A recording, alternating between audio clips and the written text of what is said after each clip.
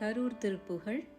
மதியால் வித்தகனாகி மனதால் உத்தமனாகி, மதியால் வித்தகனாகி மனதால் உத்தமனாகி, பதிவாகி சிவஞான பரயோகத் அருள்வாயே. நிதியே நித்தியமே என் நினைவே நல் பொருளாயோய், கதியே சொல் பரவேளே கருவூரில் பெருமாளே. மதியால் வித்தகனாகி மனதால் உத்தமனாகி, மதியால் வித்தகனாகி மனதால் உத்தமனாகி, பதிவாகி சிவஞான பரயோகத் அருள்வாயே.